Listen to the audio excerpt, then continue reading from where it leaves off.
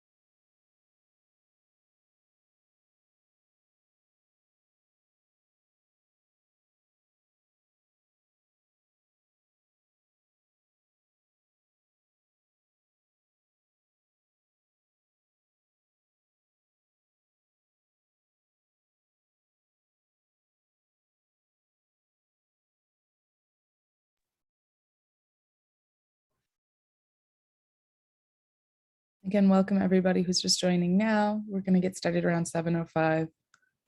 Thanks so much for joining us.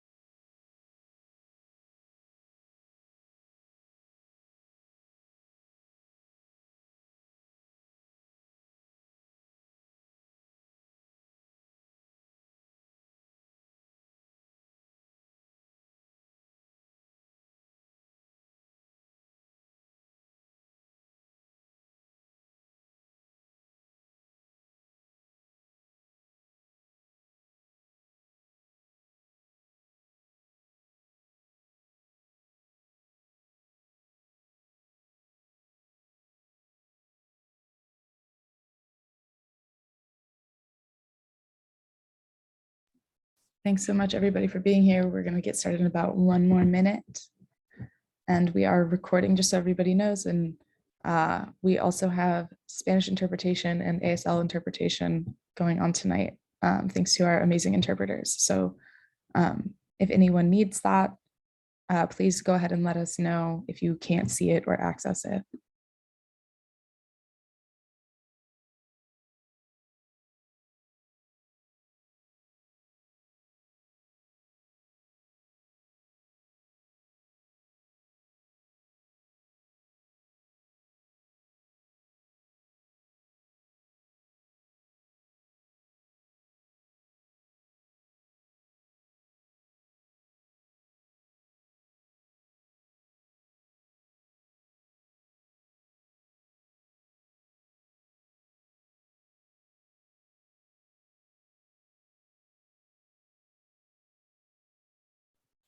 Amazing.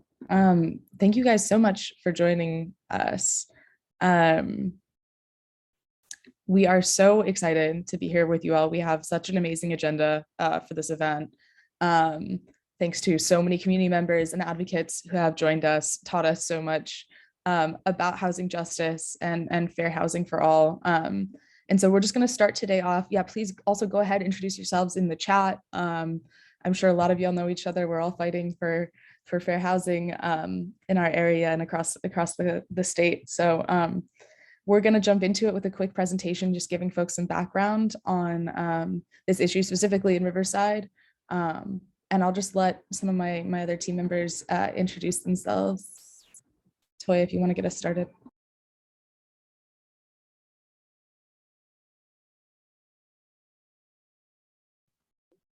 Absolutely. Thank you, Evelyn. Hi, everybody. My name is Toya Vick, and I'm a participatory defense organizer, criminal housing justice advocate for Starting Over Inc., and as well as a Solís Policy Institute fellow. And it's an honor to be with you this evening. Thank you, Evelyn.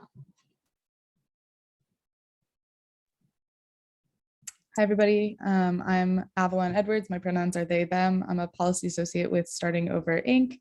and a Solís Policy Institute fellow. I'll pass it to Emma. Hi, everyone. My name is Emma. I'm the media and communication specialist at Starting Over Inc. And along with Avalon and Toya, I am also an SPI fellow.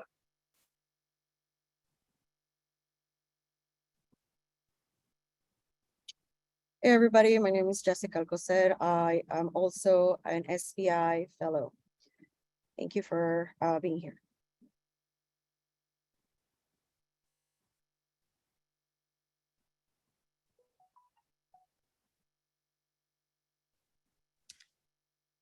Toya, can you get us started? Yes. I have a little technical difficulties here. Yes, so Solís Policy Institute is a local policy advocacy group where we train to write local policies for our local environment, which is a wonderful fellowship. It's about a year, so appreciate that. And Starting Over Inc. works to end homelessness and incarceration by addressing our immediate effects and roots that causes transitional housing and reentry services.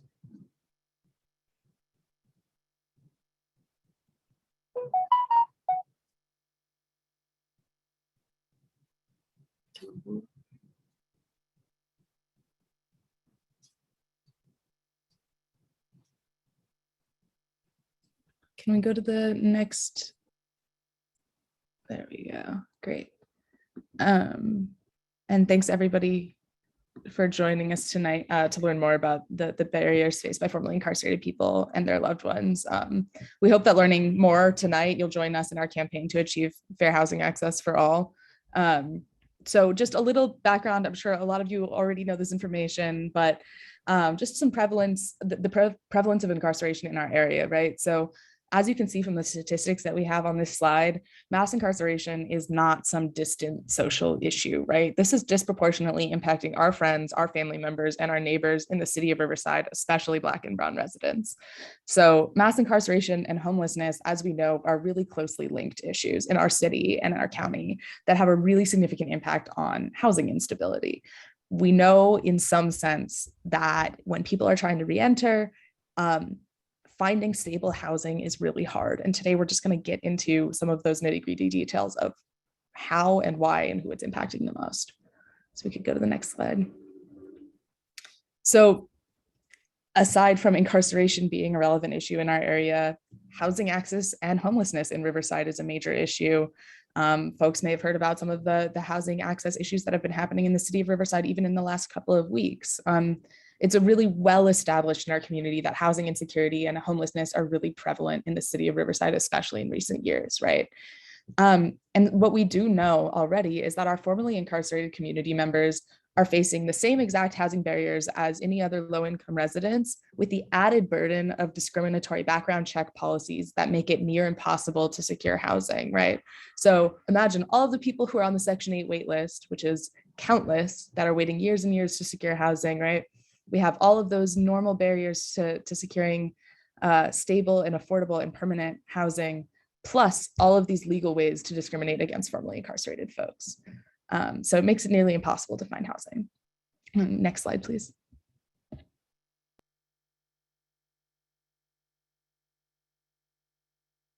You're muted. Sorry about that. So the practice of denying formerly incarcerated people housing because of past interactions with the justice system, no matter what for, or how long ago, or how much time served, only repunishes individuals and makes maintaining a job, education, and community relationships that much more difficult.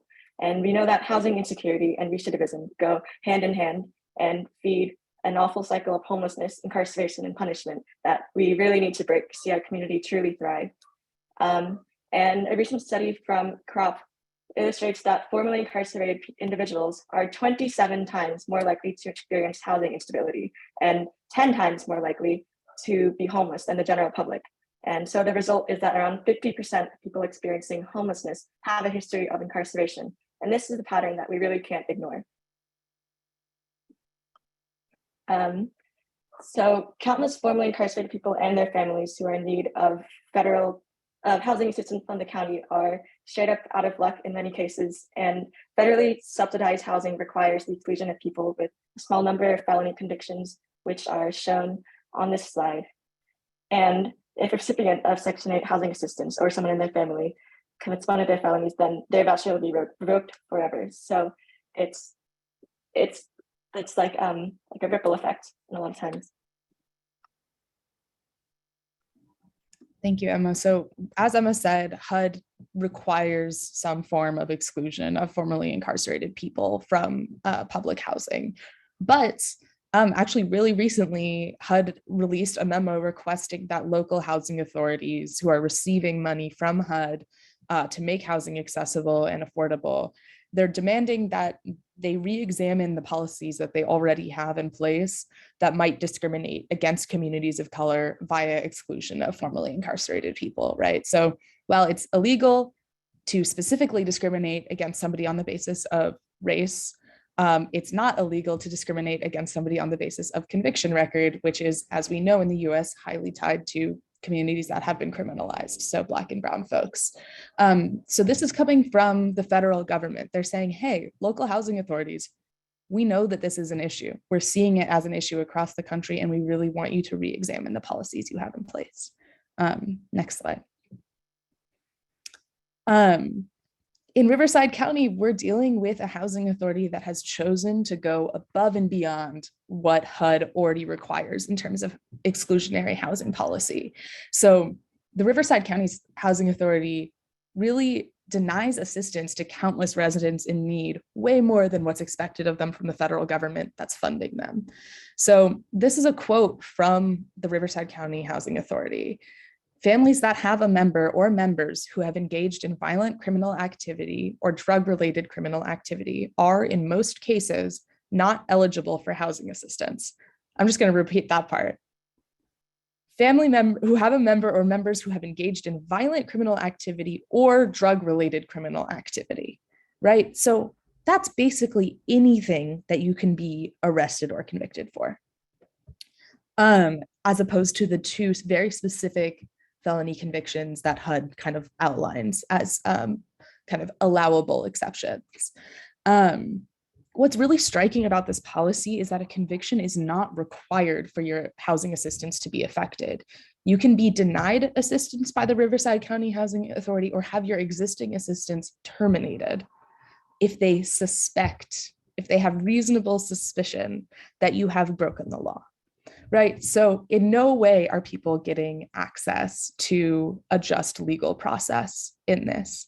People are, and we have the numbers. We know that this is impacting people in our region. People are being turned away from getting housing assistance in the first place and getting their existing housing assistance cut off by the county for being suspected of having committed a crime. Next slide. Oh, and just briefly, thankfully, Starting Over Inc. and Riverside All of Us Are None did some amazing advocacy on this exact issue a few years ago and got the policy to be changed from the Riverside Housing Authority to change it from them looking at convictions that go back 7 years to only 3 years. Still, 3 years is way too many years. That shouldn't even be a consideration, right? So that's on the public side of housing.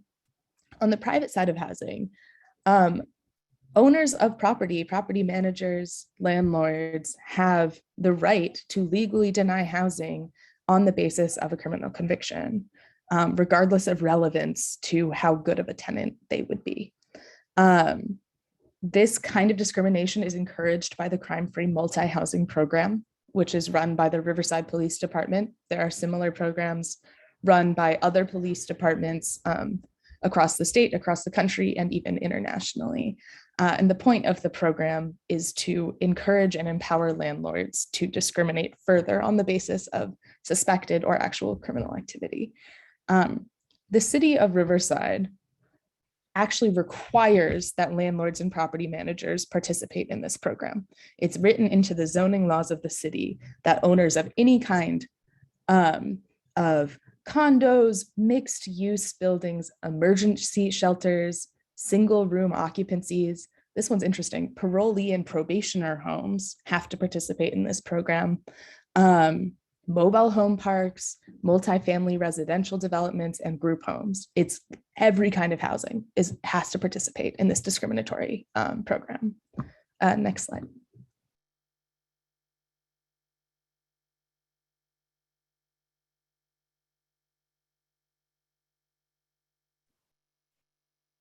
Toya, I think you're on mute. Of passing it to Jessica. So we need to get reentry right? So when we talk about reentry, we need to include access to permanent housing. Otherwise, how are we expecting folks to be successful if we don't have the most basic need, which is a roof over our head, and supportive services that include assistance to folks that are just leaving their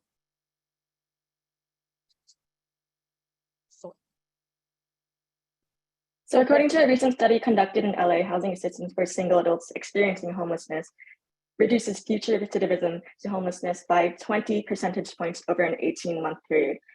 This study also showed that housing assistance reduces crime, increases employment, and improves health, while not increasing reliance on social benefits. And a simple cost-benefit analysis implies that up to 80% of housing costs are offset by these potential benefits in the first 18 months alone. The benefits of providing safe and affordable housing to formerly incarcerated people is clear. And our question is really whether we're ready to welcome our community members back home and provide them with the safe and stable housing that all people deserve. And we're asking the city of Riverside to prioritize this population and expand access to housing options through policy change.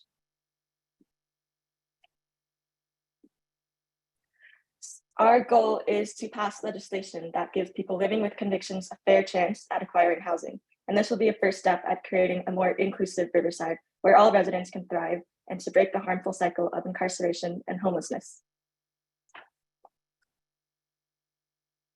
And we're in the process of collecting data on, especially in the private sector, on landlord discriminating against system impacted people. And we've already presented to the Human Relations Commission of Riverside, who unanimously recommended that the city adopt a piece of legislation that would ease some of this discrimination that our formerly incarcerated community members are facing. So this is something that we're really, really excited to be working on. We're so excited about the partners that we have in this work. But what we really want is to pass a fair chance housing ordinance in the city of Riverside. We're already moving this through the advocacy process, as Emma stated, and what we need coming out of today is every single one of your support in moving that through the policy and legislative process in the city of Riverside. This policy basically makes it illegal to discriminate against housing applicants on the basis of their record, and already exists because of amazing advocacy by formerly incarcerated people and their allies in Berkeley and Oakland, and is seeing massive, massive success. And so we're going to have Xavier and maybe Taqwaa, if he was able to join us, talk about this a little bit later on about what that success really looks like and some of those success stories. So what's amazing for us is that the formula for this excellent policy already exists. We're lucky. We don't have to sit down and write it. But it's up to us to take the opportunity to apply it in our own community, and make what would really be a meaningful step towards racial justice in the city and hopefully county of Riverside. Next slide.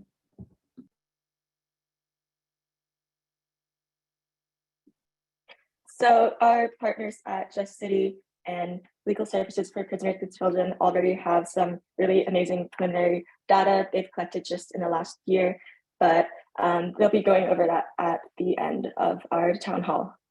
But feel free to skim these stats.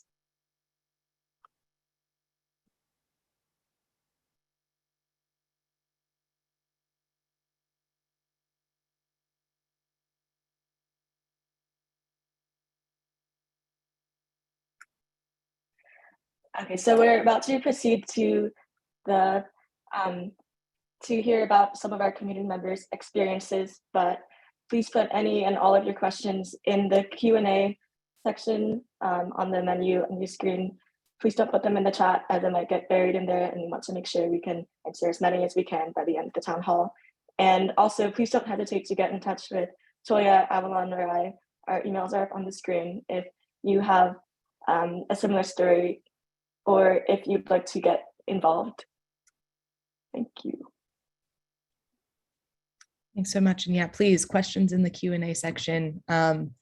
And so we know that was a lot of information, and we're going to get more into people's personal stories now to get less into reading the statistics at you and more about seeing who is being impacted by this and what their stories actually are. We're going to play a short video that a few of our team members put together, speaking with a community member named Fiona Langley about her experiences with housing discrimination and incarceration. Fiona, just to give a quick bio, was, while Emma puts the video on the screen, was born in Germany and moved to California when she was 2 with her parents. She has 2 sisters, 2 nieces, and 3 nephews. She is 42 years old and has 2 boys and 1 girl. She cares about her family, her kids, her life, and those of others. She has always been a protective and caring person, and it makes her feel good when she can help or guide someone in the right direction. She has worked for over 12 years in customer service, retail, and management. She currently works in retail as a team member. She was not able to make it to tonight's town hall because of her demanding work schedule, but wanted to make sure her story was shared with others who are also facing housing discrimination. So Emma, if you could give that video a play, it's about 5 minutes long, and then we'll get started with the panel. Okay, everyone please let me know in the chat if the volume is okay.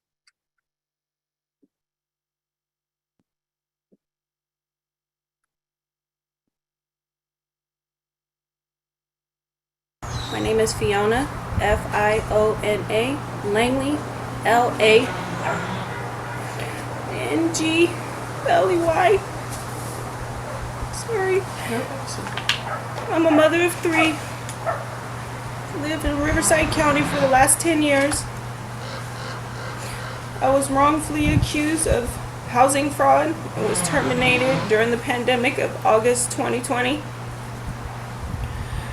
Law enforcement has been harassing my boys for the last few years. In 2019, my boys were arrested. February of 2020, my daughter called me that CPS showed up at her school, questioning her without her parents there. She wasn't very happy. The 21st, should I say, of February, the law enforcement showed up in my house, again looking for my older son, stating he had a warrant out for his arrest. We showed up to court the end of February to put him on calendar, and they dismissed it because he had documents showing that he showed up to court.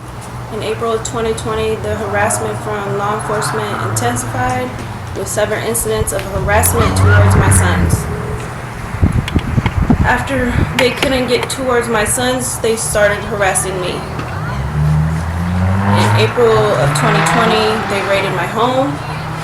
They abused my kids. They traumatized them. They're not afraid to do certain things, go to the store, go outside, be in a car. If law enforcement is behind us, Everyone tenses up. They took me into custody, stating that I was being detained, and when I didn't follow through with questions, they booked me to Robert Presley. Now I'm facing criminal charges. On top of the criminal charges, I lost my home, housing, in August of 2020, where they sent me papers stating that I was terminated. It's very stressful dealing with this. Emotionally, it affects me at work, it affects my children at school. I did put them in counseling. They didn't even want to talk to a counselor because they were afraid to open up. It's just very heartbreaking to see my kids go through this when no one deserves this. No one.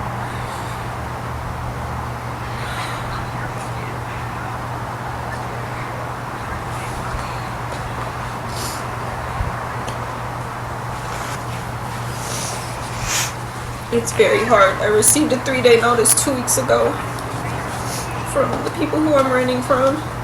Thank you. Stating if I don't come up with the money for July, that they would start eviction process. I can't sleep. I feel sick all the time. I already have health issues as it is. It just makes it worse. I have high blood pressure. Just trying to deal with that and go to work and deal with that and not bring my emotions to work, which is hard because I break down sometimes at work. If there was like a program to help to move, like for like rent or something like that, or if they had locations, you know, that were better. I mean, I don't know. I mean, when a person asks and then you get that type of response, you feel like hopeless, helpless. Like, what else can you do? Absolutely. So that's why I continued to stay where I'm living, because I didn't have the resources, I didn't have the help. And from my knowledge of being on housing for 20 years, I'm thinking they're supposed to help the people that are on the program.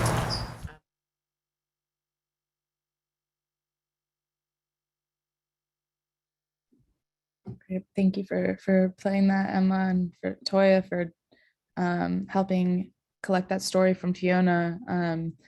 And unfortunately, Fiona's story is not unique, right? She is one of countless community members whose children were criminalized and had that impact their entire family's housing, or folks who have their own records that are haunting them and continuing to punish them as they look for housing. So we have an amazing group of panelists today. We're super excited to hear from them. I will give some quick bios, but not too quick, so our interpreters can keep up. But I'll start with Terence Stewart is a member of the Riverside chapter of All of Us or None, a founding board member of the Underground Scholar Initiative and the Time Dumb membership, and engagement manager for the Alliance for Safety and Justice. Terrance advocates for policy changes that eliminate barriers to the road to redemption for people with past convictions. He currently engages with Time Done membership nationally to strengthen leadership and connect members to clean records, resources, chapter meetings, and events. Terrance brings over 10 years of experience in changing policies and being a voice for people with past convictions. So thank you for joining us, Terrance. And we are gonna, a quick intro for Erica Smith. Erica attended Ohio State University in Columbus, Ohio to pursue her childhood interest in behavioral science. She has worked as a community organizer, peer support specialist, and therapeutic program worker. She is currently working on a curriculum that will help people rediscover hope in their lives, leading to better outcomes. She is a proud mother of an 11-year-old daughter named Adrienne and enjoys spending time with her doing arts and crafts. Erica advocates for the right of everyone to be able to not just survive, but to thrive. It is her hope to continue uplifting marginalized people in our community for the betterment of the world as a whole. Thank you so much for joining us, Erica. And last but not least, Toya Vick, our team member. She's been fighting with us for months and months and months to get this public education going, get this policy passed. She's been a community advocate for over 25 years and has served as a commissioner in Moreno Valley, a sergeant parent for MVUSD, peer support specialist, NAMI family support group facilitator, a peer mentor and facilitator, employment support specialist, and more.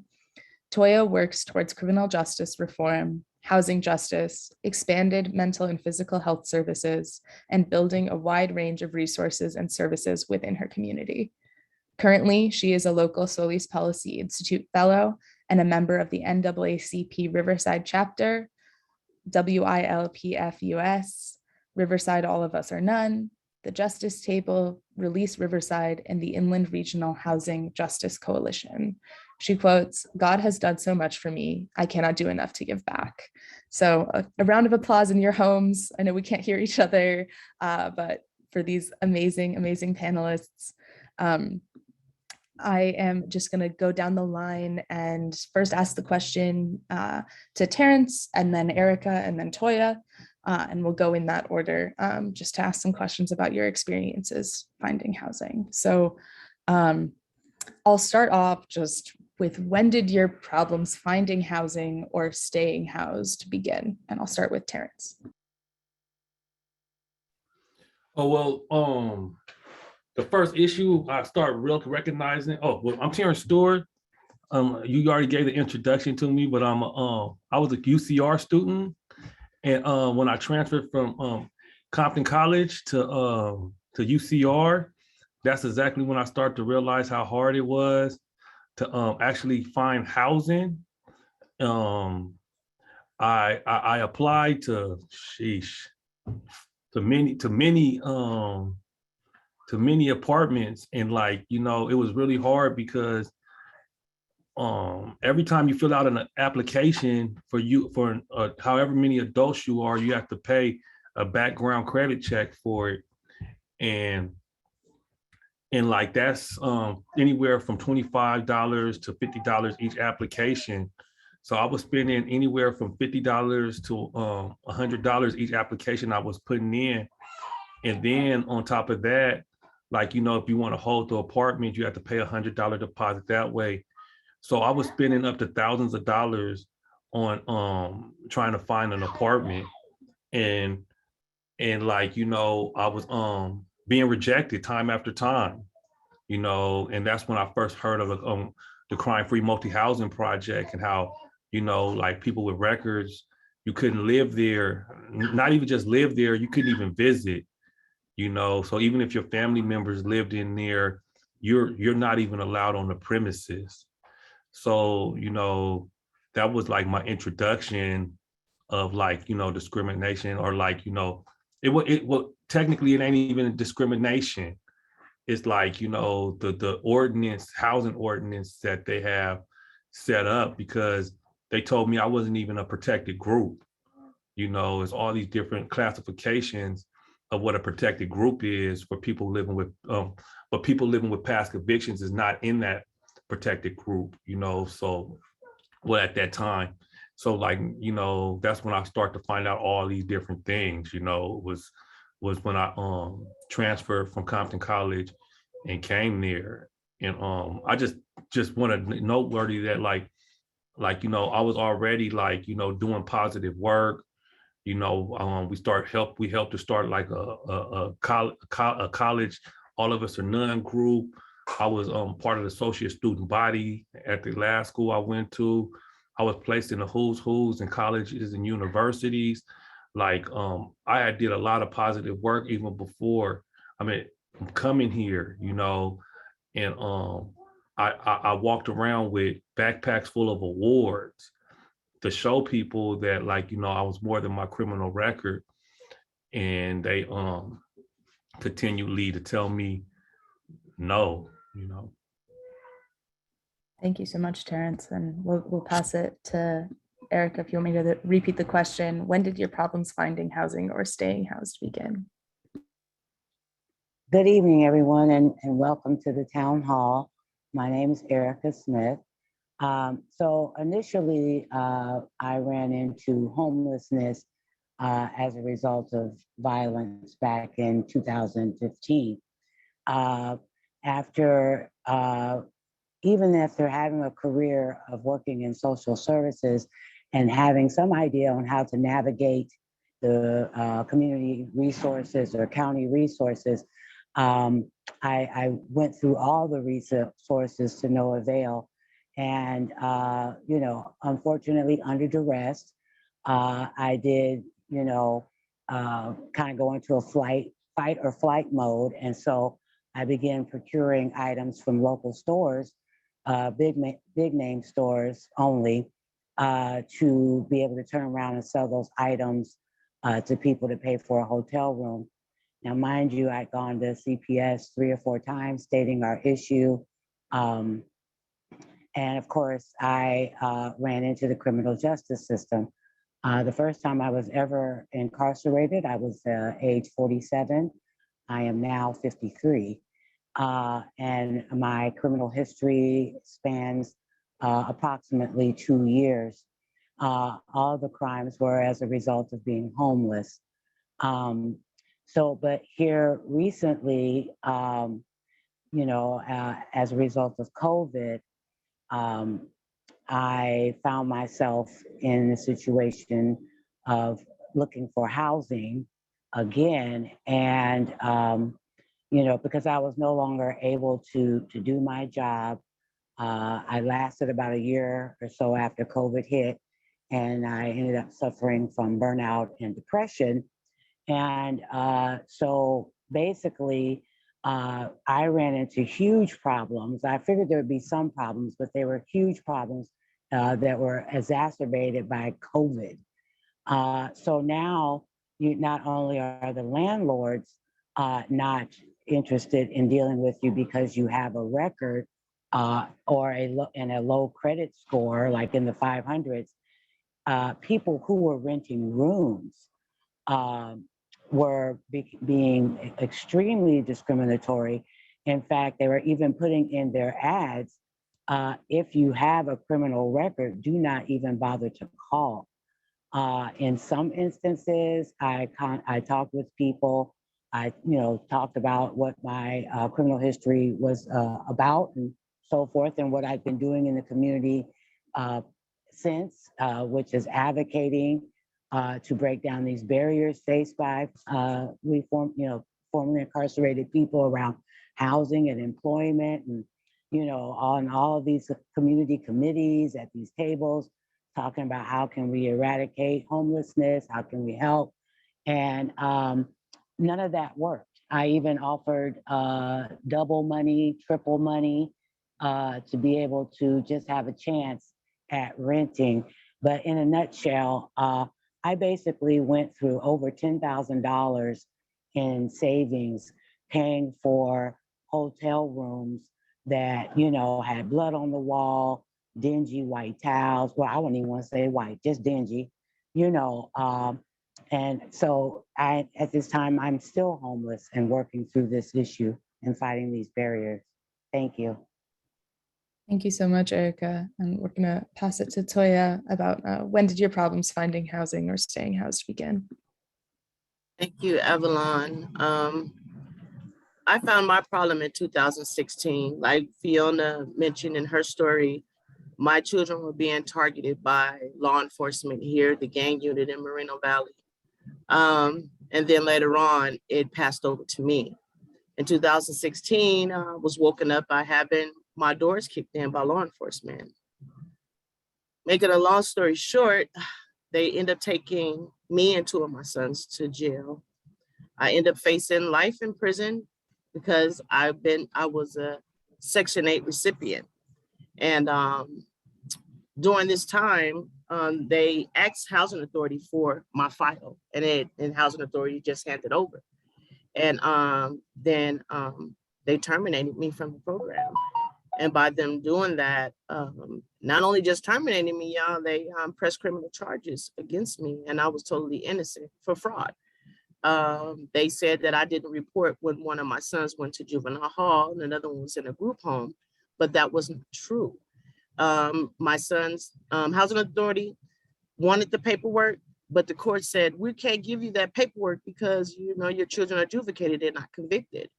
So I'm like, okay, what do I do? Please give me something, because my housing is being threatened at that time. So the attorney, against their better judgment, still wrote me a letter. I gave it to them. So they used that after they found out I was a housing recipient to against me to say I didn't report it. So then now I don't, whole life was turned upside down. And at that time, when they was saying that when my son was coming home from a group home, they said he couldn't come home. And I couldn't fathom that. Like, okay, where's my son gonna go? What is he gonna do? My parents were just murdered. I don't have family, you know. Where's my son gonna go?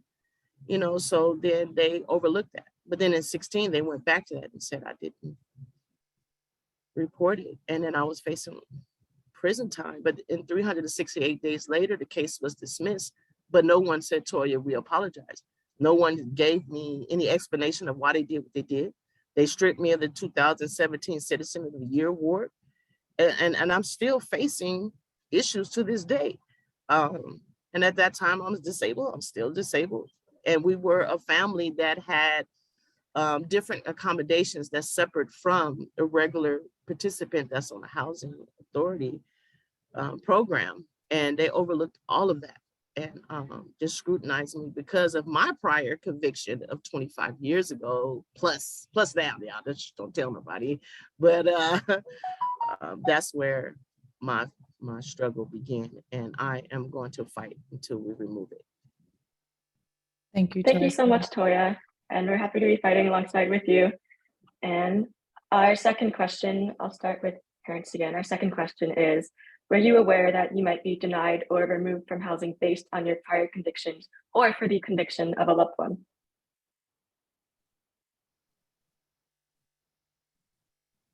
Can you answer that question again? Was I aware of what? Were you aware that you might be denied or removed from housing based on your or a loved one's prior conviction? Well, yeah, they made it very clear. You know, it's not a secret. You know, like I was saying before, that you know, like I have won a lot of awards and all kinds of things, and I got hit with, sorry, sir, you know, we would love for you to live here, but due to our policy, you can't. So people might even like you as a human being, but you're still not allowed, you know? And I went there with children, you know, a wife, you know, a family, and like they never committed no crime. They never committed no crime. They wasn't even with me when whatever took place with what I did. You know, it was before I was married. It was before I was a father. You know, these are indications that I have changed my life for the better, and it don't matter. You know, so did I know? I thought college was going to open up a whole lot of doors for me, and I thought once I graduated, my past was behind me. But I was woken up to a rude awakening. You know, that they was very clear about it. You know, and the only places that I could live in was like places that were slumlords. You're gonna live with rats and roaches. You know, so like this was an opportunity we got. So like, yeah, in some places they didn't tell me, you know, they accepted me. In other places they didn't. In the places that I would like to live is where they denied me. And they told me very vocally, you know, Erica stated that, you know, Toya stated that, And I'm stating that, you know, and what Avalon said from the very beginning, that this is not uncommon. You know, it's over 70 million people in California that's living with a record. And this is our reality. You know. Thank you so much, Terrence. Now we'll move on to Erica. Hi. Yeah, I was aware that there would be some barriers facing me and my daughter as I look for housing. However, you know, like Terrence, I thought that, you know, having been present in the community, giving back to the community in so many ways, and sitting on these all these different committees and meeting with different heads of the county in Riverside, and some of them knowing them on a personal basis, I thought that, you know, surely I would be able to obtain, you know, quality housing for my daughter and I. Like Terrence said, I mean, who wants to live with roaches and rats? You know, I've already done my time. I've paid my dues, and I've actually turned around to help the community and be a part of the change that I want to see. Well, even with all of that under my belt, it just didn't mean it didn't work. Lots of people like me, you know, and said the same thing that they said to Terrence. Well, you know, I really wish that, you know, that we could do this, but, you know, unfortunately we cannot, you know, and, you know, yeah. And so you know, I'm a fighter, and I will keep fighting, just as Toya mentioned. I continue to fight and will fight until these changes are made, because quite frankly, it's a huge loss to the community. They are missing out on the gifts and talents that we bring to the table, and they're quite numerable. And we will also serve as an asset to our neighbors and not a detriment to our neighbors. But we're not being given the opportunity to show that not everyone that has a criminal record intends on being a lifetime criminal or engaging in criminal-like behavior or being a disturbance in the neighborhood. I mean, I might get a little loud with some gospel music here and there, but certainly I am not and have never been a detriment to any community that I've ever lived in. And like I said, I was never incarcerated or had any run-ins with the law until I was 47.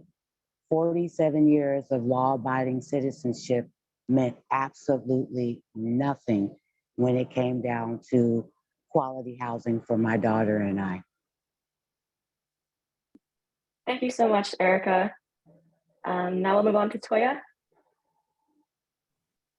Thank you, Emma. To answer that question, yes, I was aware, but not aware of crime-free multi-housing ordinance. What I was aware of is called the zero tolerance policy.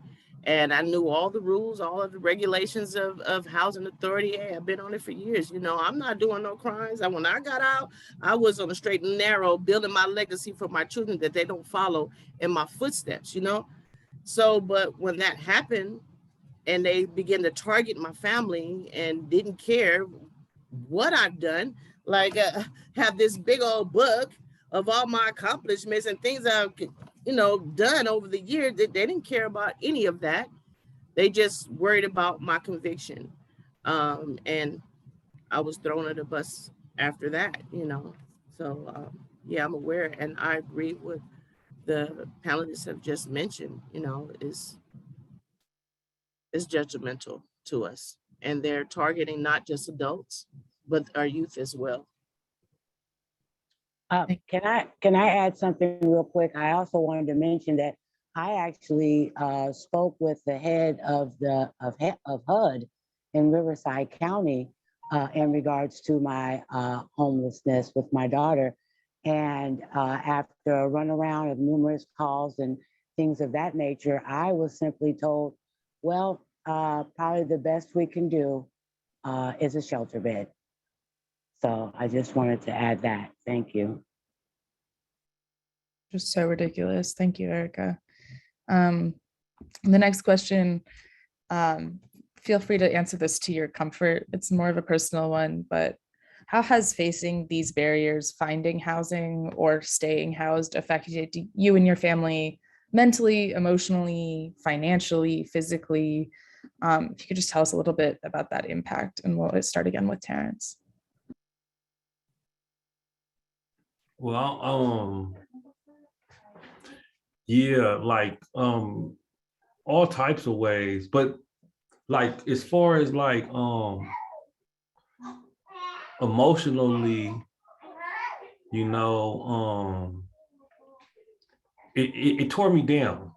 You know, I know people have issues with gender roles and all this stuff, but you know, I'm gonna just speak from my heart. You know, I'm a man.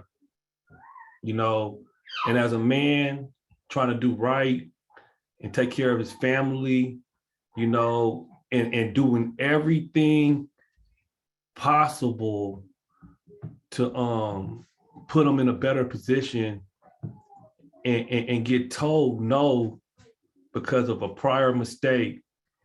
And now the people that you're trying to take care of is put into a messed up situation because of you. You know, it tore me up mentally. You know, I cried. You know, they say like I said, I'm a man, men don't cry, but I did. You know, it broke me down, you know, like time after time after time again, and being denied time over and over and over again, you know, and like the way that I got housing, it built on something else that you mentioned. So like it tore me down for mentally, but it built me up spiritually. You know, when you don't have nothing else and everything that you did in your own power is not working, you go to your spiritual leader and you pray. And like that's how I believe that I've been able to find adequate places and stuff, because the system don't want me to live. But the person who I am is spiritually gonna provide a way. So like, yes, mentally, emotionally, I have been broken, but spiritually, I give the glory to God. Thank you so much for that, Terrance. I'm going to pass it to Erica.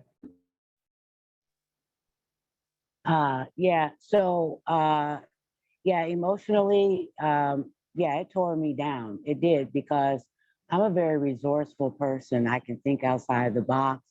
You know, I speak very well. And to just be told no over and over again, you hurry up and run around this corner, hurry up and run around that corner, hurry up and do this, drop this money, that money, you know, all for it to end up in no. And for, you know, my daughter to see that we're having these problems, you know, like Terrence said, because of me. It's very distressful. And I had, you know, at a point, you know, slipped back into some old coping skills. But for the grace of God, my higher power, you know, he helped me to realize that just because man is saying no doesn't mean that God is, and that doesn't mean that God doesn't care and love me and my daughter, right? It was it has been extremely physically exhausting because I, did not go back into a crime of life, a life of crime rather. uh, and as a result, I did any and every little job that came my way, and no matter what it was, I got out there and learned how to recycle and scrap metal on my own. And I was a one-man show out there. And over like over about 4 months, I managed to scrap about 6,000 pounds of metal in efforts to continue to support my family and to pay for hotel rooms and things that my daughter needed, and keeping the car going, for job interviews, for housing hunts and everything like that. It was extremely taxing. But I have always been a firm believer in God. And I know that although this process has been quite uncomfortable, and I, would rather have not had to experience it, I know that my higher power is with me as I go through this process to turn around what was meant for evil, which was for me as a formerly incarcerated person to no longer live. And God will turn that around into good. Basically, the way they have the housing discrimination set up, it's all a part of maintaining that circle of recidivism. There absolutely is no plan on the table for people to actually climb out of that system and get back to life. And that's not to say that many people haven't, because many people have, but they did not do it because they were not successful as a direct result of programming and housing policies that were not discriminatory. They did it on sheer will, might, higher power, support groups, being a part of organizations like All of Us, the None, and Starting Over Inc., and showing up at legislative visits and the state capitol and across the United States. Those are the people who managed to come up out and understand and be assured that I too and my daughter will come up out of this situation for the better, and absolutely will practice Sankofa, which is to look back in my past and pull back what I've learned to move forward and to help other people come up out of that vicious cycle of recidivism. But the only one positive thing that has come out of this part of the journey so far, and I must show you, is that with having scrapped all that metal, for the first time in all of my 53 years of life, I actually have muscles, okay? Physical muscles. And they better believe if they thought the muscle in my head was problem enough, now that I've got muscles in my head and muscles in my arms, boo, y'all better watch out, because when I'm done, I'm coming. So Erica, I love that you just flexed on camera. That is, I did. I'm so thrilled. God is good. I love you. I just am so thrilled. You are all such incredible speakers and so moving. I know some folks are saying that in the chat. I just wanted to say that I'm like on the verge of tears here in my room, and I've talked to all of you about your personal experiences with this, and it gets me every time. And also your willingness to keep fighting and refusal to stop fighting is so powerful. I'm gonna pass it to Toya to answer this one. Thank you, Evelyn. And I just want to say, like I told you guys earlier, that I told myself that I was going to build a legacy for my children. So we lived in Los Angeles. So I always told my kids, oh, we're going to move. We're going to get a better place. Mom, we're going to do this. And I worked hard to do it. My parents was murdered in 2005, both of them. And then when my son was almost killed leaving school, I said, oh, I'm out of here. And I started praying. I'm glad you guys talking about God. I said, God, you got to help me. You got to get me out of here. He did. send me here to Mobile. Now, living in Promontory Park, and I found out that, hey, this is one of the rich sides of Moreno Valley. I'm like, all right, my kids are so happy. But then they told me, some people, because I was a big community activist, told me that I needed to go back to LA, that I didn't deserve to be back there. I didn't deserve to be there. And I said, no, I'm not going nowhere. But they did find a way to get me out of that neighborhood. And then found an extra way to put me under the stress I'm up under. And you asked the question, how's it affecting me? It's still affecting me. Mentally, sometimes I don't know who I am. It leaves you broken so bad to where I've had 4 strokes, 2 heart attacks, 4 blood transfusions. I've aged. I'm looking at some old pictures. Oh my God, it's showing in my face, you know? What has kept me going is God. He's the only source for me. Financially, I'm barely making it, y'all. I'm keeping it real. I'm barely making it from.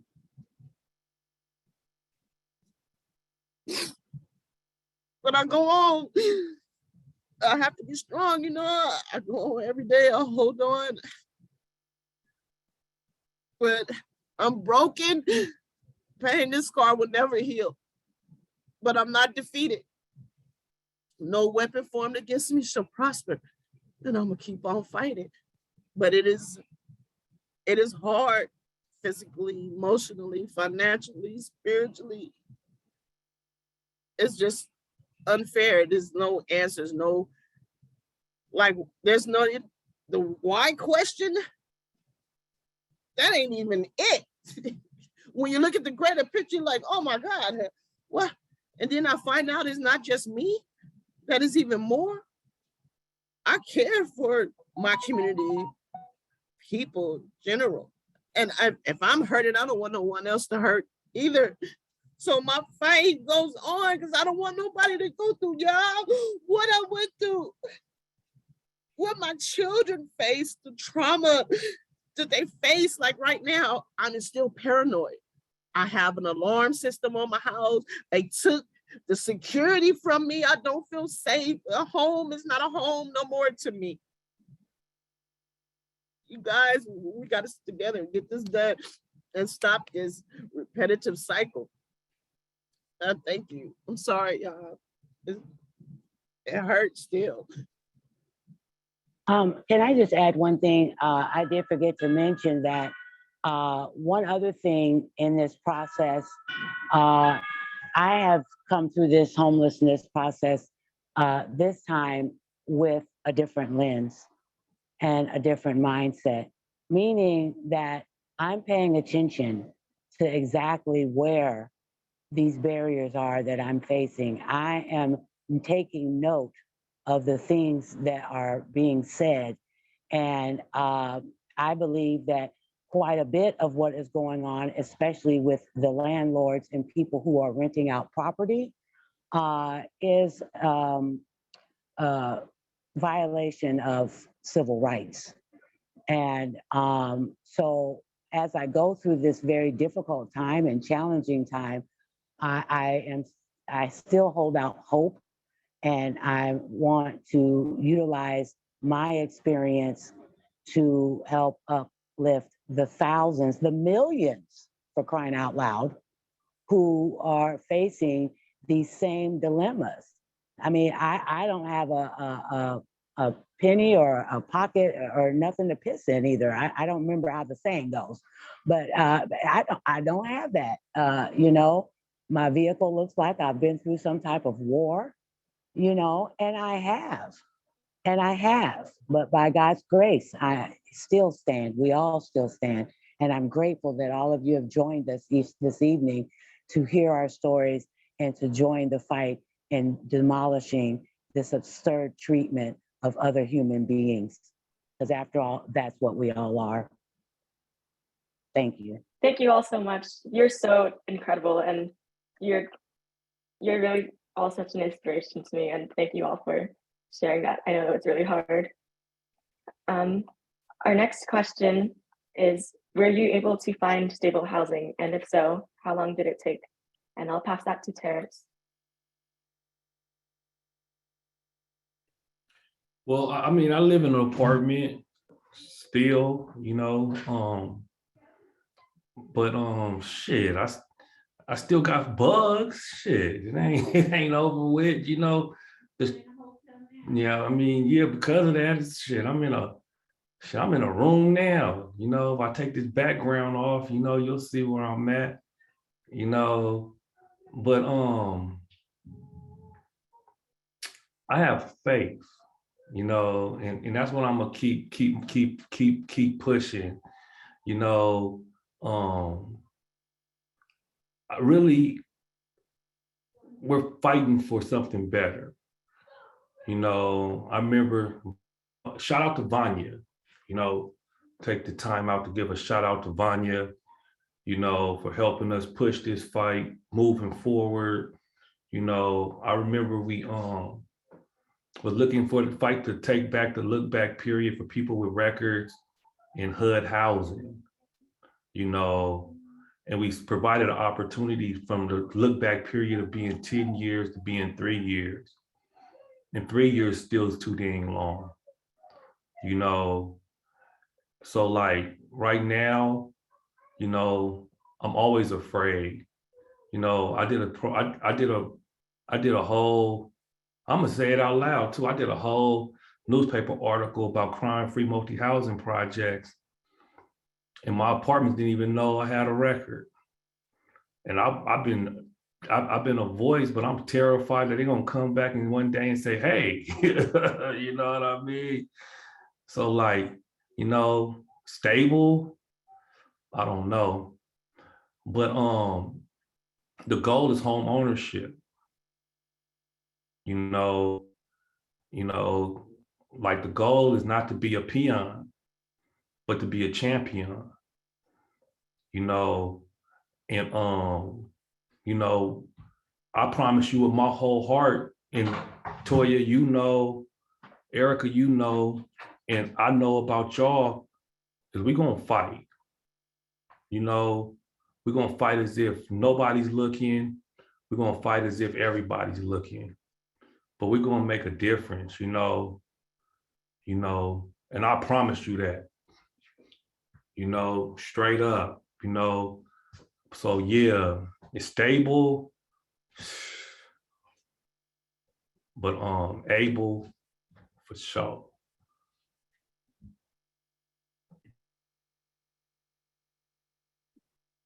Thank you so much. I'll pass it to Erica. Hi. Well, so no, I don't have stable housing at this time. I'm still considered homeless. One of the reasons that I went into a treatment program was because I knew that they had case management. And I specifically went into LA County because they have more resources than Riverside. And I'm not out to try and hurt anyone's feelings, but I feel that a lot of what's on paper in Riverside is not hitting the ground. And because we were homeless for a year or more in Riverside County. So I came into LA County and went into a treatment program with the anticipation of being able to get some assistance with housing. And although they do have more resources, again, I am on numerous lists, that are not moving for a myriad of reasons. And so that's the track that I'm on in order to get stable housing. I am grateful that I do have the assistance of Starting Over Inc. And some of the programs that they've been able to procure and advocate for. And, I'm appreciative of that. But, you know, there shouldn't be just one source. There should not just be a few people fighting on this front, because a few, they may take a look at you or whatever have you, but we really need to build the base to become big enough that they have no choice but to listen to us. You know, I had an opportunity at a town hall meeting that was put together by all formerly incarcerated people. It was a presidential candidate town hall meeting that was held in Philadelphia. And I was fortunate to be able to be in attendance at that town hall. And I had the opportunity to talk with Kamala Harris about what would be her look back if we put her in office, you know, in regards to the treatment and the barriers faced by formerly incarcerated people, specifically around housing and employment. And it's time to, she said that, you know, that she was all for it and that she would be down to assist and help push things along. I think it's time that she, you know, put the rubber to the pavement and start doing something, because here I am. I had that conversation with her, not knowing that I would again be in this position. And yet here I am. And I have emailed her about my situation to no avail. So yeah, so stable, technically speaking, I am, you know, that's not because of this world necessarily, that's because of my faith. And I do have a roof over my head at this time, but it is temporary, you know. But I know that there is a solution out there for my daughter and I, and for other people. And again, I will reiterate that I will continue to fight in any way that I can. And I want to especially thank everyone who is in attendance tonight. And I ask that you share the information that you gained from this town hall to your friends, your neighbors, your family, even little Ray Ray. Tell everyone so that we can begin to build the base and be able to push further and reach equity for all in our community.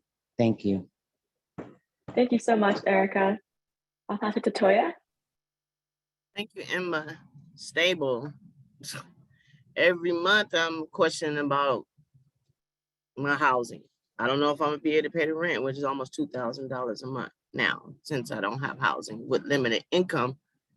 I won't consider stable housing until I have a deed, a home written in my name where I'm paying the mortgage for it. Then nobody be able to put me out. I have to say that I can grow a garden again in my backyard, you know? So stable, no, not at all. Thank you.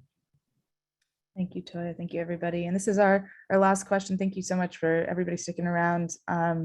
This is our last question for our panelists. And then after that, we're going to hear about some of the amazing policy advocacy that's already been done in the Bay Area to make some progress on expanding housing access for formerly incarcerated people and their families. So please stick around for that, because it's inspiration for what we can actually accomplish in Riverside. And we know that we can, and we will. So our last question, going back to Terrance, is what kind of policy change would have made this process of securing housing more accessible to you? What changes would you like to see? Well, like, I kind of like this question is a good question because I think of it all the time, right? And this is something that is part of it, because I think housing is just, it's like the discourse in the hegemony, you know, it's just part of it. So like, every time I feel I get my record check, it's for something I'm trying to do to better myself. When I apply for jobs, that's where I get a record check. When I apply for housing, that's when I get a record check. when I get apply for legal licenses, that's where I get a record check. So I think the criminal record itself is what needs to go. I think they need to create policy that, like, after I finish supervision or just my sentence period, that I don't have to live with all these collateral consequences of criminal conviction. I feel like that's what keeps up crime. I truly believe this, and anybody know I talk about this all the time, is that, like, once you get out and you get this gate money that they give you, it's like that gate money buys you a ticket to an obstacle course. And the first obstacle will be probably getting a job, you know, and some of us will get it and we make it to the next obstacle. But when you don't get it, you get homelessness, you get having to steal, having to take, and having all these different things. And then if you pass that level, the next obstacle probably will be housing. And if you don't get that, you get homelessness, shelter, all the things that we just mentioned in this whole panel, you know. And the next level might be family reunification. And when you don't get that, you get depression and so much more. So what I'm saying is we need to alleviate this obstacle course. All these barriers that we face from the criminal record is what we need to get rid of. You know, if you ask me about a policy change, I think we need to get rid of this whole record. I love that. Abolish the criminal record. Terrence is thinking big. I think we should do it. That's our next project. I'm going to pass it to Erica really quick, and then to Toya, and then we'll close it out. Xavier.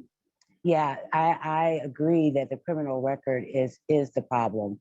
That once we've done our time, that should be it. We should be returned, you know, we should be able to return it to the community as full-fledged citizens, having all of the rights that we had prior to our misstep. And that's just the bottom line, that landlords should not be able to use your record. I don't even think they should be able to look at your record. How is it their business? It's not even their business, you know? So I'll just say that just for time's sake, but definitely just knock it off with the looking at my criminal record. Look at who Erica Smith is today. Look at what Erica Smith is doing now. Look, you know, look what Erica has done in the past also, okay? And look at the fact that I need to eat, my baby needs to eat, we need shelter, and we need clothes just like you, the people who are making the laws. So come up off of that high and mighty shit and stop being greedy and make it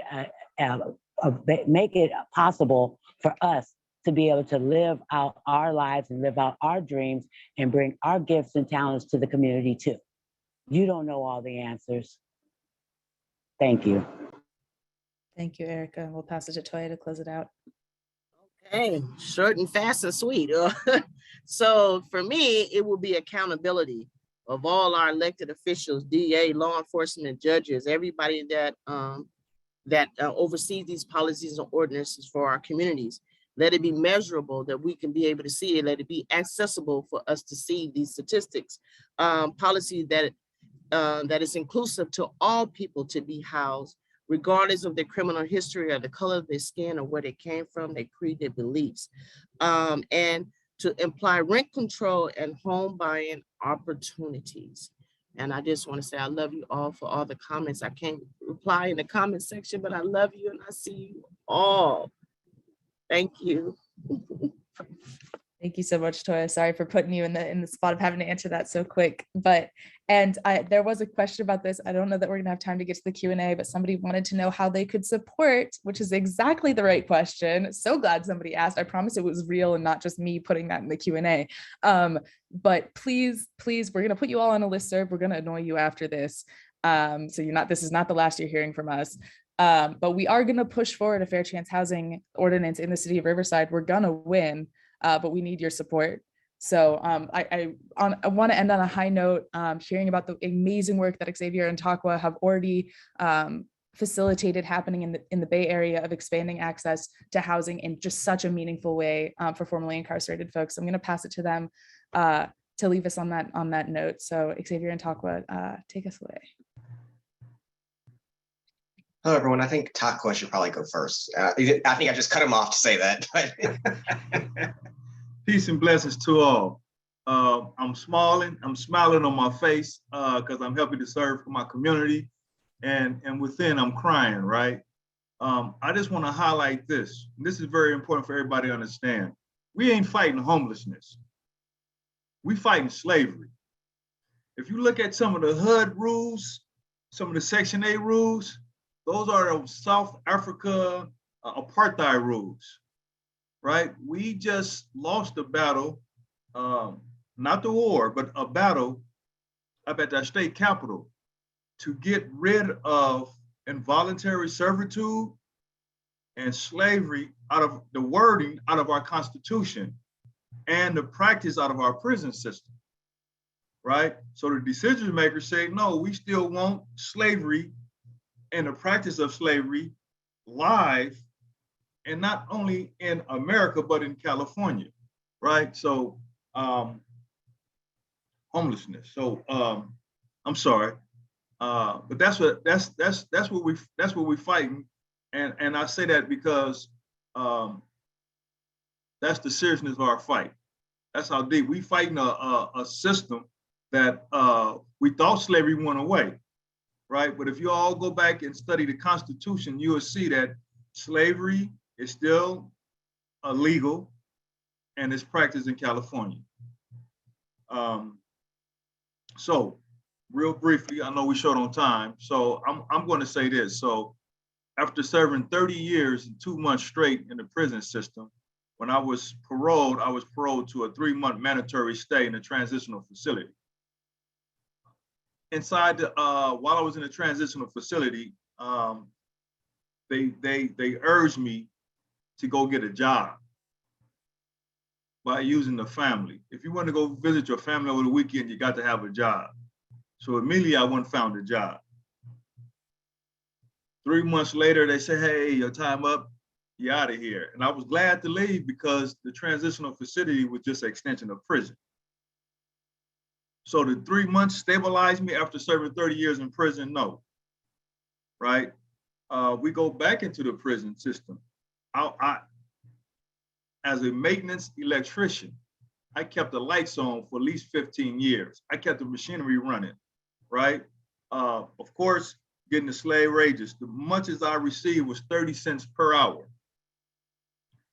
And some of the items on the canteen, like deodorant, toothpaste, was raised up to like 200%, if more. So I couldn't save enough money. I couldn't save enough money to have, so when I got out of prison, I can have some money to give me a place to live. I'm sorry, I digressed a little bit. Let me get back to the housing. So, right, well, I was born and raised in Oakland. When I paroled, I got a job. I have a cousin who gave me a vehicle, so I owned a vehicle. I worked in Oakland. I drove a vehicle and owned a vehicle in Oakland, but I couldn't live in Oakland. There was an apartment complex in San Leandro that was just fresh. They just built, and I stood in line for almost half a day to turn in my application. And on the application, it stated, have you been convicted of a felony? And I marked yes. I didn't realize I screened myself out at that particular point. I never heard from them again. Someone connected me to an organization.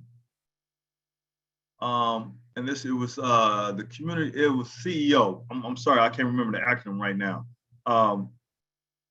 CEO hooked me, they told me that if I find a place to live, that they would give me 9 months of rent money. They connected me with another organization, was called Shelter Inc. Shelter Inc. said, hey, we'll furnish an apartment for you.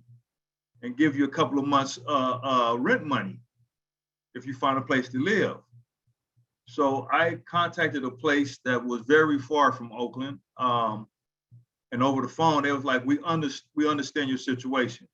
Consider this, you consider this phone call being your first interview. Now come in for an in-person interview. So I went down there, which was in Brentwood, California. And when I got there, they, you know, of course, we understand your situation.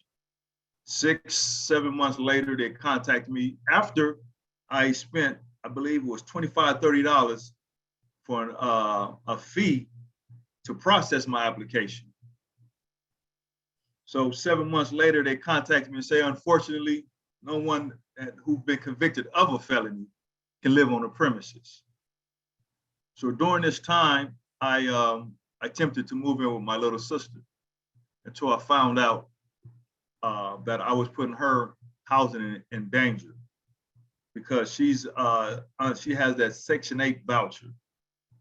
And we know under one of their rules, anyone who's been convicted of a felony cannot live on the premises, or the tenant will not only lose their voucher, but they will lose their housing as well. So I removed myself from her housing.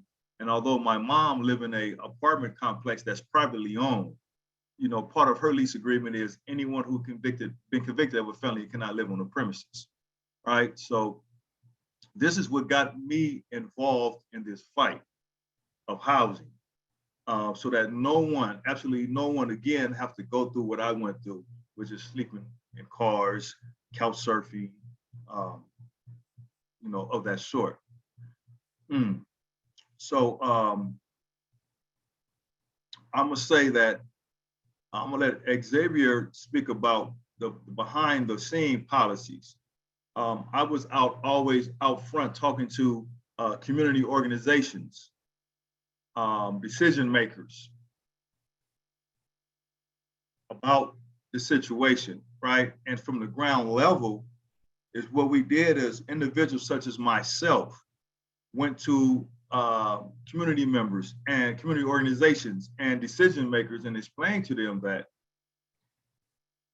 okay, I committed a crime and punishing me, fine. But what about my family? My mom never committed a crime. My sisters haven't committed a crime. Why should they be punished?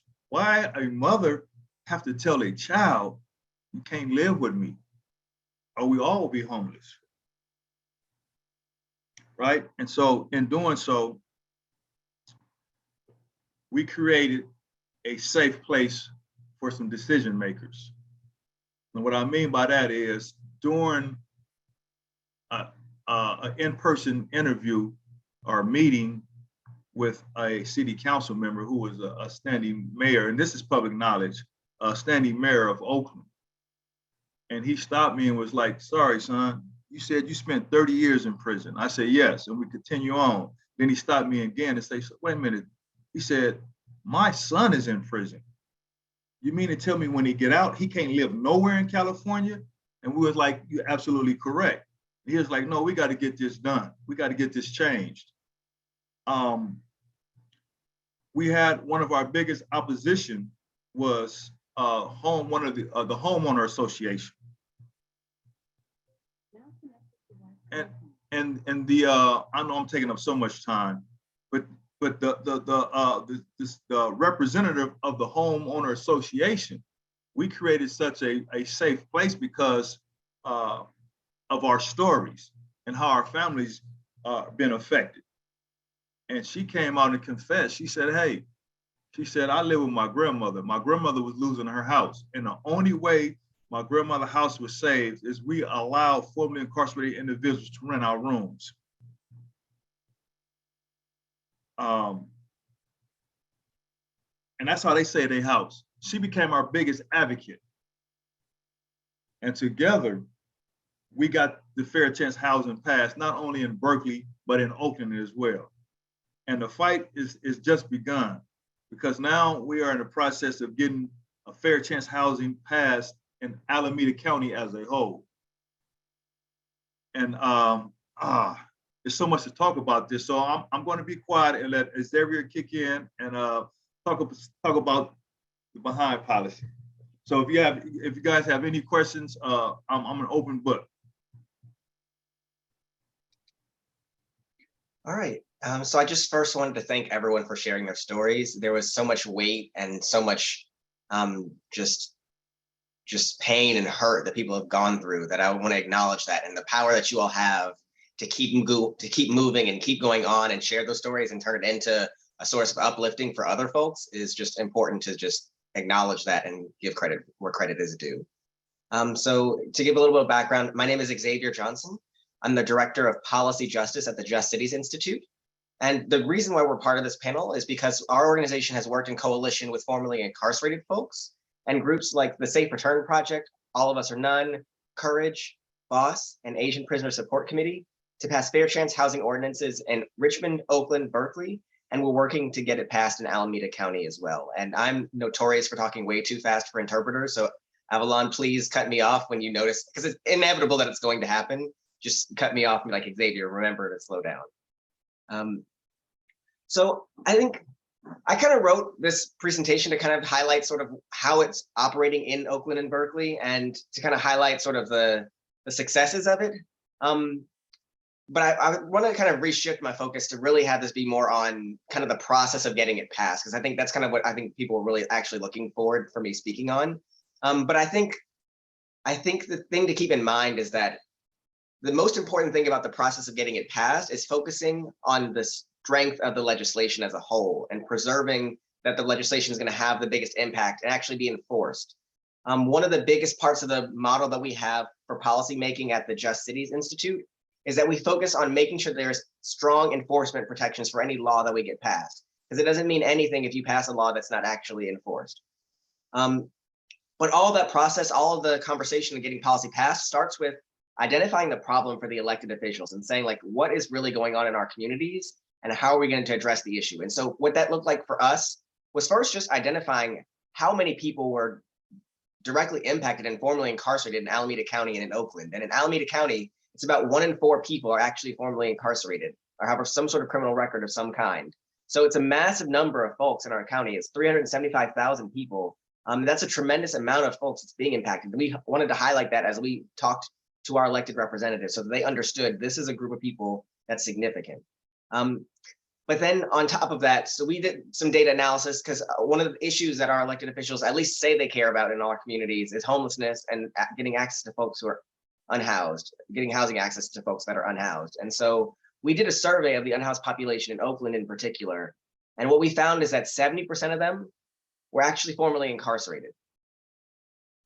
On top of that, the data shows that around 70% of them were also Black or African American. And so this statistic is significant because it means that at least 40% are both Black and formerly incarcerated. So it's a very skewed representation of our communities. When our community is, that's a vast overrepresentation of what our community is made up of overall. And just as we all know, like the policing system and the incarceral system disproportionately impacts communities of color and lower income folks as well. And so we, as part of the advocacy for this, we made that a big piece of it, that this is a movement for justice and a movement for undoing histories of trauma and violence against particular communities. And that was a part of the movement throughout the whole process. So from there, I want to go, that was a little bit of background that set up the conversation. What we actually also included as part of passing this policy was that we also were going to do an impact evaluation study. And what that means is we wanted to actually see, once this law is put in place, what are the impacts of it? Is it really getting access to people? Is it really benefiting people's housing situations? And so we're conducting that study right now. It's still in progress, but we've had some preliminary findings that were mentioned earlier that I want to re-bring up again now, because it shows just how helpful this law has been in our communities. So one of the first statistics I wanted to bring out is that about 1/3 of survey respondents stated that they were able to obtain housing as a direct result of the passage of the Fair Chance Housing Ordinance. That means that they were able to find, locate, and move into a space for themselves, which is tremendous. That is a big, big impact and something that we want to continue moving forward. And we're going to continue to study that impact as well and get some additional data points. But that's one of the key data points that we identified. Second was that 17% of folks felt more confident in their housing search as a result of the changes in the law. And I think what this was a particularly interesting statistic for me, because what we also had identified is that a lot of people, once they're asked the question of, do you have a criminal history? That just turns them away from filling out the application completely because they know what the end result of that is going to be. And so changing people's mindsets to get them to the stage to feel comfortable to be able to fill it out and getting landlords to stop asking that question at all is a huge, huge benefit because it's getting more people to be actually having a chance of getting access to housing. And I wanted to also bring up, so part of my background, I was a staff attorney at Central Legal doing eviction defense. And so some of my background is a little bit in tenants' rights law. And I thought it was interesting because one of the speakers had kind of brought up that like, that being a formerly incarcerated person is not a protected class. And that's technically true. But what's also technically true, but has no meaning because there's no enforcement, is that because formerly incarcerated folks are so much people of color, that it turns out they're a protected class because of the proxy of race. That if you say no to every applicant who's formerly incarcerated, you're more than likely going to be discriminating on the basis of race. And so there are some protections, but the problem is that like, if you know that information, like what do you do with it? Like you need to hire an attorney to evaluate every person that's been applying for a particular like space at an apartment building. That takes so much time, energy, money, and resources that it's just not actually enforced. But there is technically, at least theoretically, a protection in place for those situations. And so the point I'm just trying to make is that related to this conversation is, as we do the impact evaluation study, there was some arguments by some of the landlords actually, where they said, if you put in place this fair chance housing law, what's going to happen is that people are just going to start using race as a way of eliminating people with criminal background records. They're just going to say, oh, well, like if I can't discriminate against someone's formerly incarcerated status, I'm just going to assume that if they're Black, they probably committed a crime, and so I'm not going to rent to them. And so part of our impact evaluation study is looking to see, like, is that really actually happening, and evaluating just to see if, like, is this turning into other forms of discrimination? And so we're still getting that data back, and we'll obviously keep you all in the loop as we get our developments on that. But that's one of the sources of opposition that was raised by the landlords during the process, was that it could lead to other forms of discrimination. So I wanted to go to the piece of enforcement to show what enforcement looks like in Berkeley in particular, because I think Berkeley is sort of the model for enforcement. And I also want to just highlight what Erica had mentioned as well, that the resources aren't really meeting the ground in Riverside, is what it seems to be is happening, because we're trying to really avoid that in as many jurisdictions as possible. And I think part of what we did as we were working to pass the law is we worked in conjunction with the agencies that we were going to have enforce the law, so that they were on board and they understood what they would need to do to make the law actually be effectively enforced. And I think, and we're fortunate to have the rent board in Berkeley to really serve as an enforcement mechanism. So what it's looked like is they actually will survey the advertisements of property owners to see, are they putting on their application pages? Are they putting on their websites that they are doing criminal background checks? On top of that, actually, they do enforcement. Some of the credit checking agencies, they do criminal background checks as a part of the credit check. And so we've done enforcement in the city of Berkeley to ensure that those agencies are no longer acceptable agencies to use in the city of Berkeley too. I also want to be like honest and forthright. I think there's still challenges. I think even with passing fair chance housing ordinances, there's still other barriers to success for people getting access to housing. And there's still holes and things that probably need to be addressed down the road, even with what exists right now, but it's making a huge stride in changes and making a huge stride in creating opportunities. Another example is we've had a number of folks, the place they complain if they see someone violating the law is to the rent board, and the rent board staff will actually do investigations. They'll do letters to the landlords, and they start a conversation and a process that really actually empowers the tenant and that prospective applicant who's formerly incarcerated, because they have the backing of a legal entity that's saying, hey, if you don't do this, you're going to get sued. And the lawsuits that you would face under this ordinance are very strong. It has a really, really strong financial threat to the landlord for them to actually just comply with the law. And so from that, what we've seen is tenants will actually be able to sort of talk with the property owners, let them become aware of the law, then negotiate a lease and actually be able to move into the space and take possession of the property, which has been tremendously helpful. I'm kind of like skipping all around my notes now because I'm just getting excited. So let me try to recollect my thoughts. So other things we're doing is we're helping to partner with the local housing authorities.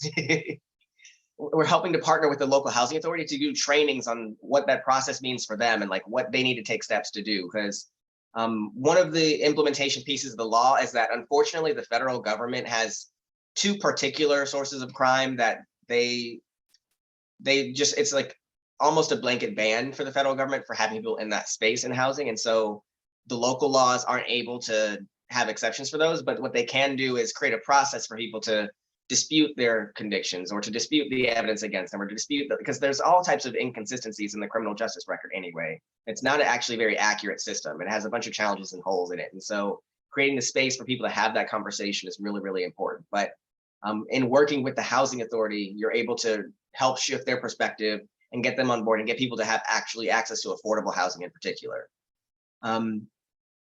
But there's, and I want to end on a positive note, so I'm going to kind of go down and then go back up.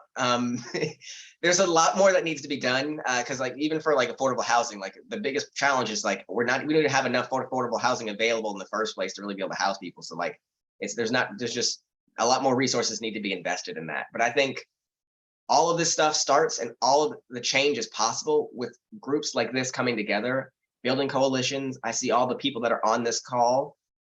That's the source of power, and that's what progressed our movements to be successful, and that's what's going to take your movements to be successful. Is communicating, staying on board, and keeping the eye on the prize. You want that big piece of legislation. You don't want to settle for things that aren't going to have a big impact. So with that, I will turn the floor over and shut up. Thank you both so much for all the work that you've done and for agreeing to come and share about it. Thank you to the 40 people who are still here, even though we went over. So appreciate everybody's time and attention and the contributions of our amazing panelists. I mean, truly, got me all re-excited about something that we've been working on for a year. It can be very defeating, and it's just so inspiring and exciting and energizing to talk to people who care about it so much. I think we've got real momentum. I'm just so excited to be here with you all. So with that, we have a few questions in the Q&A. I don't want to hold people any longer, but I got people's contact info. So we'll reach out to you if you reached out to us. Even if you didn't, we're still going to reach out to you because as Xavier just said, we need the people power. So we'll definitely be updating you all with future events, future calls to action for pushing our Fair Chance Housing Ordinance through the Riverside City Council. And yeah, thank you all so much. And yes, we'll be sharing the recording, the presentation slides, anything else that y'all want. Thank you, everybody. Thank you to everyone. You're incredible. Thank you for everyone for staying for almost like 2 hours. And all our speakers, you're so amazing. Thank you for inviting me. I appreciate it. Thank you so much for speaking. Thank you, Erica.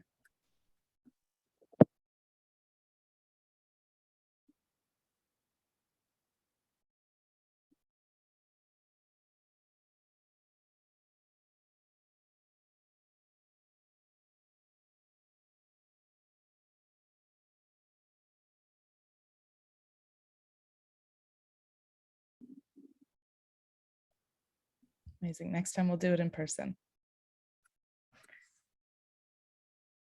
I'm going to stop the recording.